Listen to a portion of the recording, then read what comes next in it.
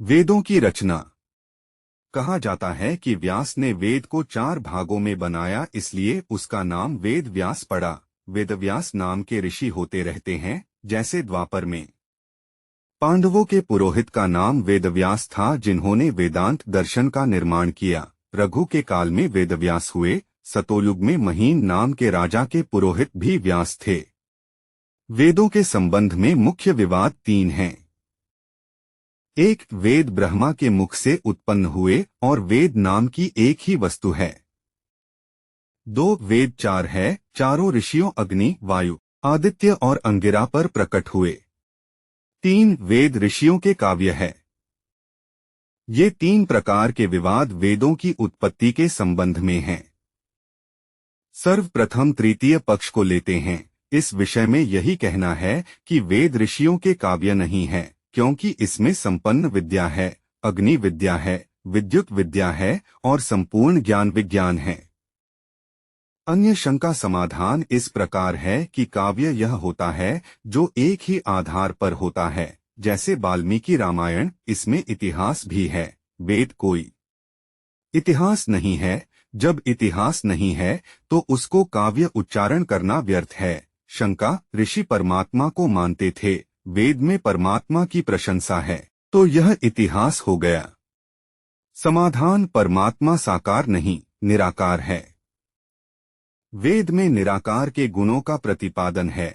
जिसमें रंगरूप नहीं, उसकी प्रशंसा है, तो उसे इतिहास नहीं कहा जा सकता। इतिहास में कोई क्रीड़ा होती है, जैसे राजाओं का वर्णन है। इतिहास से काव्य बनते हैं, उनका यह उच्चारण करना ऐसा है जैसे अंधकार में सूक्ष्म सा प्रकाश, यदि वे सूर्य प्रकाश में पहुँचे तो उनको विदित हो जाए कि उससे भी ऊंचा प्रकाश है, क्योंकि एक एक वेद मंत्र में विश्व का विज्ञान है। जैसे गो शब्द है, गो नाम पृथ्वी, इसमें पृथ्वी का विज्ञान आ गया। गो नाम सूर्य की किरण का, इसमें सूर्य विज्ञान आ गया। गो नाम आत्मा की इंद्रियों का, इसमें आत्मविज्ञान है। आत्मा के विज्ञान को जानकर शरीर विज्ञान आ गया। मनुष्य शरीर के विज्ञान को मंथन करने से आयुर्वेद का सिद्धाना और माता का सिद्धांत आ गया। गो दूध देने वाले पशु को भी कहते हैं, इससे पशु विज्ञान आ गया। इनके विवेचन का तात्पर्य यह है कि जो कुछ वैज्ञानिकों ने जाना है,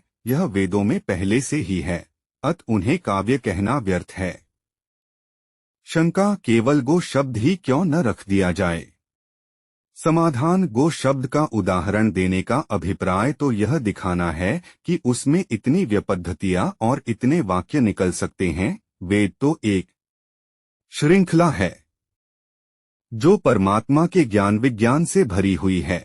एक एक वेद मंत्र में इसी प्रकार का विज्ञान है। सूर्य किरणों का वर्णन, नाना प्रकार के यंत्रों का वर्णन, पृथ्वी के विज्ञान का वर्णन, वायु का लोकांतरों के विज्ञान का, ज्ञान का वर्णन है। प्रथम और द्वितीय पक्ष दोनों यथार्थ है।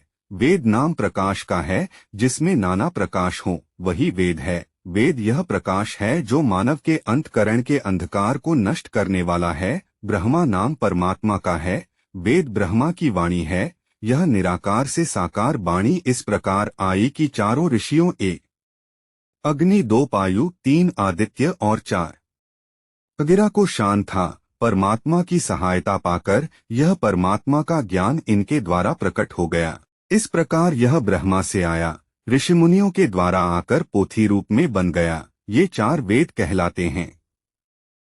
वेद एक है, इसके 4 कांड है। 1 ज्ञान कांड, 2 कर्म कांड, 3 उपासना कांड तथा 4 विज्ञान कांड। ये चारों कांड चारों ऋषियों द्वारा प्रकट हुए। इस प्रकार यह पक्ष भी यथार्थ है। वेद उन्हीं 4 ऋषियों पर क्यों प्रकट हुए? इसका उत्तर यह है कि ये चारों ऋषि इससे पिछली सृष्टि में भी थे।